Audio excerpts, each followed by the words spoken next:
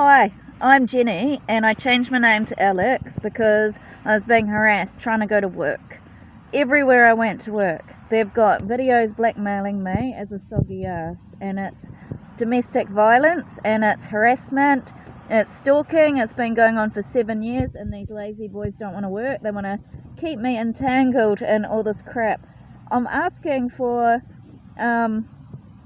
understanding in a situation that's been going on for a long time, where I've been demonized as the evil person that I'm not a demon at all. I've got a very dynamic personality of being active usually, and then very, very compassionate and warm hearted to people. Well, I don't even think about myself in a way. Most of the time I was engaging, it's not something you think about, having to explain who you are as a person. My life has been reframed and hijacked for 7 years by these girls that want to retell my love life as their frame of what they want to believe it to be, and have just basically threw me in a toilet and are violently attacking me everywhere I go and silencing me, using and exploiting me to build houses, to build a name and reputation of love. Well, my name has been completely obliterated, and I'm actually not even given any sympathy. And when I think about it, I actually cried, because the people that have given me sympathy, I started thinking, hang on, my life was very free-flowing energy of emotional connection before, with constant emotional validation and acceptance, and now it's not, because of these women making out I'm an asshole everywhere I go, and these men, and it's not fair. They've taken credit for work that I've done. They've taken credit for love that I've achieved through my own passing through a lot of healing and energy work, and it's like I've been martyred. You know, I had a past that was a bit colourful, but I was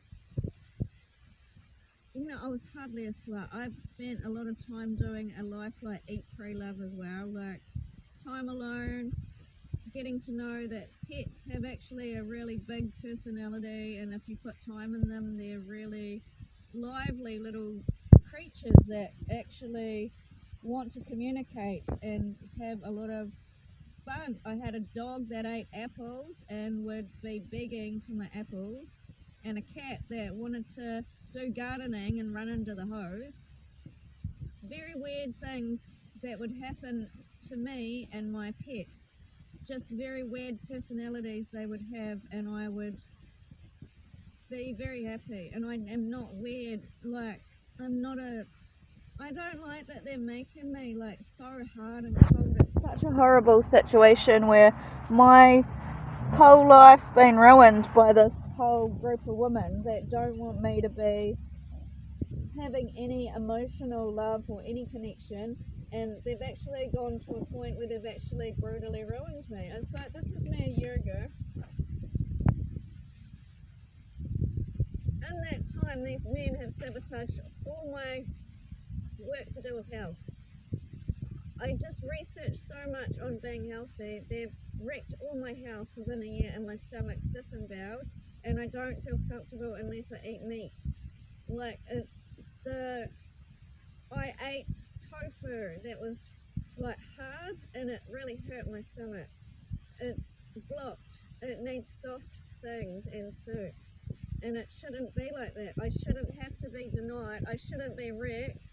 They shouldn't keep wrecking my life, but they do. They wreck my life and leave me to suffer alone, and I don't want to anymore. I want to really put it out there. I did nothing wrong. I spent 15 years to make a beautiful life of love and happiness and peace, and it's been ruined. And they're taking credit for my photography, taking credit for my understanding about the sun and the healing light of it. They've taken credit for my deep healing connections. They've taken credit for moving past the consciousness of just having shallow relationships to seeing people as real people with real stories and real experiences and real feelings and real everybody's got something to give and feel and some sort of perception of how they've experienced their life that can teach you something. Everybody. And it's strange because sometimes some of the people that I've instantly not liked at the beginning become some of my greatest friends. Like, I remember me and Jono really hated not hated, but we just had this, we didn't like each other, and we ended up being the bestest of friends. So I'm just saying, it's things apart from this, nobody cares about what I feel or have opinions of anyway, because I've unfairly been cancelled off social media, yet somebody else is using my social media, my PayPal accounts. They've defrauded me for years. I've actually had no justice for years too. I don't have any support from the justice system. Instead, the justice systems are used as a weapon against me. So I'm in court cases against my rights. It's human trafficking. And if I've been given HIV, I want proof about it. Because it's not coming up in my healthcare, and it's not coming up in my private tests that I'm doing. So I want proof about it, because what they've done is very cruel, like made out that this is only for Wednesday, but I put a lot of time into the consciousness of healing my life to give everybody support and make sure people feel good about their life and feel included. Like, my family are really, if you talk to them, they're actually very, very good at giving other people a sense of belonging. And this is where I feel very, very bent out of shape. They've put me into some sort of personality where I don't get along with people, where I say everything wrong, where I'm not worthy of a spoken word, where I'm masculine, where I've been brutally attacked of my nether region just to attack me out of my own country, and to keep me as a lowlife is a real unfair situation. It's not fair what they're doing to me in these businesses. It's predatory, and it's coming every country I move to, and everywhere I go they keep marking me as dirty, and it's not a fair situation at all. That is one dirty room, and if they've re-put me into another dirty room, it's called kidnapping. All of my rooms, I keep them clean. It's at least once a week I have a big clean out, so it's really unfair. See my stomach? That's not pregnancy, I think it's a tumour, and they don't see me as an emergency in the emergency room. They are denying me the right to have healthcare. They're also denying me the right to have social workers after I needed it for the last 4 years. They're also denying me the right to have identity theft reports. They're also denying me the right to have any justice after assaults. They're also denying me the right to go to work when I've got a lot of education when it comes to work. So I'm being really abused out of my rights to have a job by illegal performance books or something like this. Book a job. This is a real abuse. And the other thing that I noticed was they were running these kind of programs online, like outcasting me, making out that I'm not a warm, comforting person, because that is my personality. I'm definitely a peaceful person I like to have tea and coffee with people. In my home or out, I like to sit, and it probably stems back to my ancestors, but because we're in the modern age, I don't see it as an ancestral thing, but it really does go through the Chinese and the Japanese culture that we sit and have tea ceremonies, and it's a really big thing. Look, it's a really big thing in our family to show that you care by boiling the kettle and making somebody a cup of tea. It's a sign of respect, and it's a sign of care. So it's,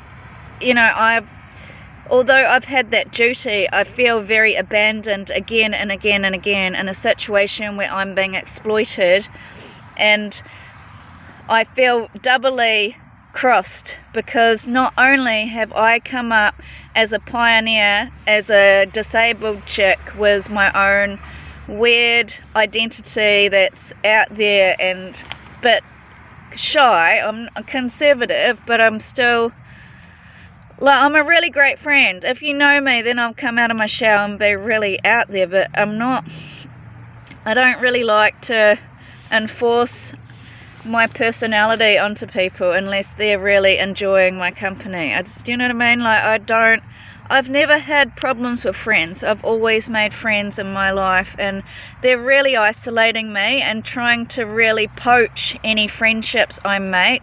They also deny me the right to have autonomy of my telephones. They're stealing my mail. They're stealing my identity out of my emails all the time. The police are refusing to do anything. The police refuse to do anything with my face disfigured.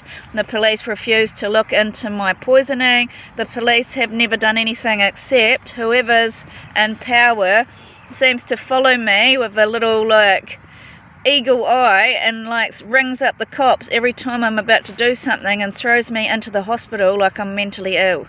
And it's not right. It's like, you can spend all that money following me to make sure I don't succeed in life and make sure I look mentally ill, but you cannot give me resources after rape, after being a victim. Like, I've been victimized and victimized and victimized and denied the right to any compassion. I just about fell off my chair because yesterday somebody actually was very upset and had tears in her eyes, and she said, "It's horrible what's happened to you."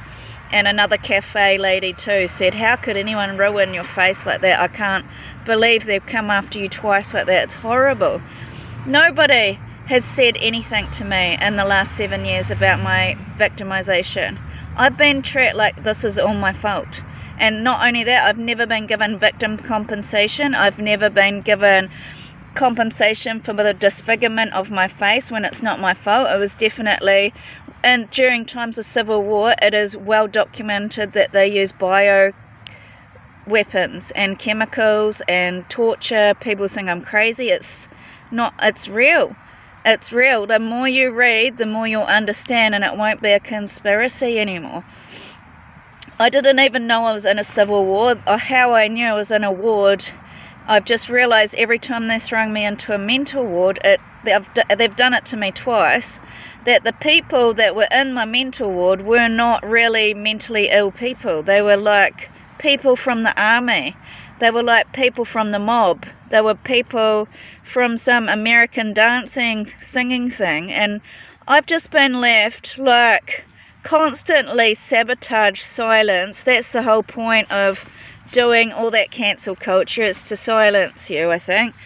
And I've never been somebody that had vicious adversities, and the ones that I have, we've just been very much vicious with our mouths, like nasty words flying around, and nothing to do with fists, nothing to do with violence.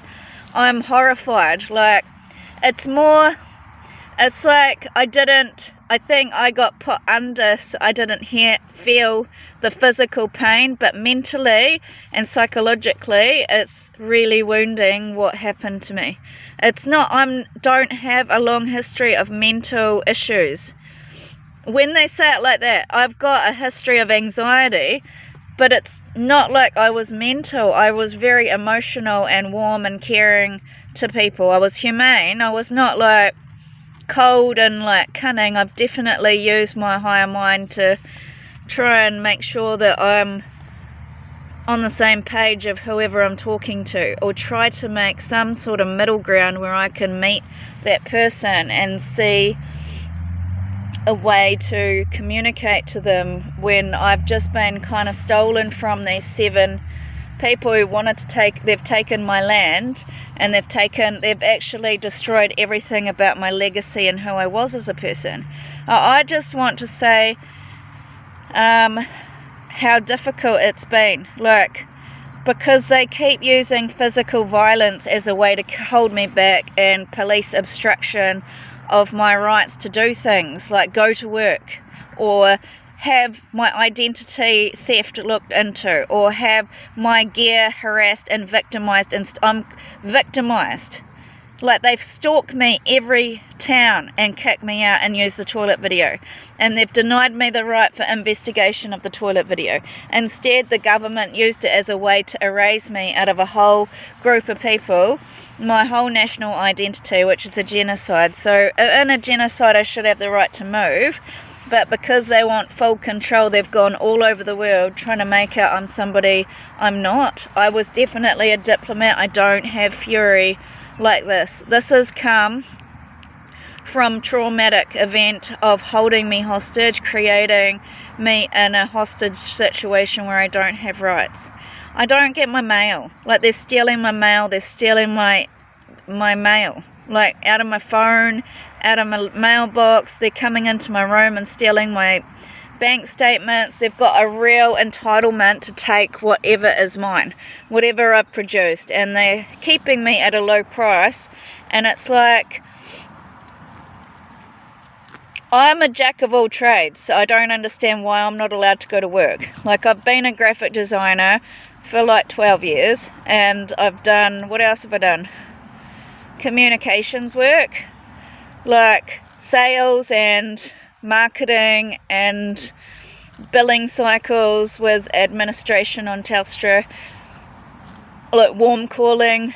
I have done nannying, which I think they're just really destroying my life over this nannying job, and it's horrible because I wanted to have kids and they've sterilised me. There's so many inhumane acts that they did. I think they boiled me in a lake where I'm a fat pig and destroyed me. It's really gross next to these women, and that is one of the cruel punishments, like cruel inhumane punishments. And the thing is I'm really different from how they're, like, before all of this, people used to think that I was like kind of half Japanese, half European. I don't know why. Like, I didn't see it because I had freckles. I thought I looked a bit like Shannon Doherty, and a bit like, yeah, I thought I looked a bit European to me, but some people used to see the Asian in me, and I just, at this stage, it's harassment. They're harassing me in my homes, on film. They're harassing me wherever I stay and making me feel like a criminal. They harass me and prostitute me in homes. They're harassing me. They're torturing me and taking away family and people that could care for me in this situation. They're harassing me in the public areas. They're harassing me in my privacy. They're harassing my phones, their electronic devices. They're trafficking me on these air flights, and I'm asking, when do I get to have my own life back? Because at this stage I feel like my life is being really abused and controlled, and I don't have the rights. They've built these $5,000 walls outcasting me of this country, like $5,000 walls to wrap my ex, and it's not who I am as a person. It's, they don't want to let it go. Like, they don't want to let me go. They don't want to let me have friends. Like, I am being really held hostage and abused by people who think that I shouldn't get any attention and are charging me attention fees, energy fees. It's blackmail. Like, there's too many times my face has been disfigured. It's like the proof's in the pudding. There's so much stuff on the dark internet, and this is unpaid labour. Like, unpaid labour that I'm a fat pig, unpaid labour that I'm fucking gross and ugly, and the big beautiful tax. I just want to tax back New Zealand and Australia. Like, I'm really being abused, and also the things that I've lost are humane things, like my dignity, my virtue, my heart, my loving connections. Now I have to live in another country because of how much honour was killed and misled and misappropriated, like resources, to deny me the right for equal rights. And so in a time where my life got held hostage in a concrete square, they got uprooted and put into celebrity status, put into acting school, put into singing school, dancing school, you name it. They got everything they wanted, as I got concreted as a piece of shit. It's not a fair situation, and I'm really missing my family. I'm just saying, I've got a real depth of personality. I'm not just like one-sided. Like, sometimes I am just like in my head and very, very cerebral and thinking about like what's, you know, just being witty and having fun and not being really in tune with anything. But when it comes to like anybody going through pain or heartbreak or grief or like problems that they're having that aren't really their fault, I've always had a very open heart and compassion for people that are suffering. not like, I've never had con artists, so they're like at the moment I've had to shut off all emotions, because while you're trafficked they use your emotions against you. So anytime anybody's asking me for help and stuff, they're usually acting to try and hook you into something. It's very horrible. Like, I've gone from having this innocent life of giving and receiving in a beautiful country where it's trusting and where you feel like you're in, like, some of the places in this country are amazing. Like, I love how the West Coast, when it's winter, it looks like it's like snowing in the background and the beach is sunny on the bottom, and then there's rocks with seals all over them. And then I like how if you go up to the north, like past Ruakaka, it looks, sometimes you look like you're in Thailand. And then I love how the Hibiscus Coast always looks Greek, sort of like Mediterranean, because of the orange rock formations and how greeny blue the water is, and the water's very, very warm. And then if you go out to Muriwai, it's very, very black, and the water's completely different. It's ice cold, it's choppy, it's like huge waves. And same as Bondi, you go to Bondi and the waves are like 50 footers, and you're whacked over straight away at the edge of the lip of the, where the sea meets the sand, and you're just whacked over because of the strength of the waves. And the water's really warm there too. And then like in Darwin you can't even go swimming because it's too many stingrays in the water. But then you go Melbourne, where Mum is, the water's flat. Like, it's flat and it only goes as high as your ankle. It's great if you had kids, because they're never going to drown in that. But it's just, I've lived a life of adventure, of vibrancy, of real happiness, and that's what I think people don't understand is my frustration. I wanted to be alive, and they're trying to make me dead. It's like my life was lively, my life was giving life, my life was supporting life, my life was nurturing growth in other people, my life was interesting hobbies, my life is, I found some sort of change in my life where I became very PG around everything, and I had real good, clean, honest fun. Because some of the people I grew up around, my mum's friends and stuff, had very, very filthy minds, and something in me made me kind of really repulsed by that whole stuff, and I just ended up wanting to have this clean, wholesome life, and I just had all these people that want to tarnish me, and it's horrible, especially if I've got HIV, because I don't deserve it. I lived a life very pure and innocent and clean, and I don't mean pure like I haven't done anything sexual in my life. I just mean I don't do anything bad. I'm just living my life holistically. I don't try and get myself involved in anything bad. I don't do drugs. I don't do alcohol. Like, it's just a very unfair. I used to drink